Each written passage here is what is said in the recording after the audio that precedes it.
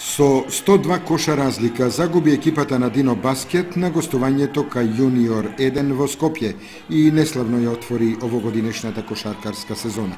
Кочанските млади кошаркари во М16-та лига на овој надпревар одвај го видоа кошот, додека домакините ја полнеа мрежичката. Постигнаа само 30 коша, а противникот 132 коша.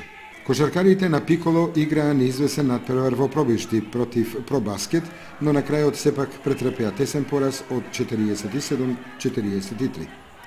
Најголемите очекувања на љубителите на кошарката беа свртени кон дербито во М18 лигата помеѓу Баскет Дино и МЗТ, но гостите не допатуваа, па надпреварот се одложи.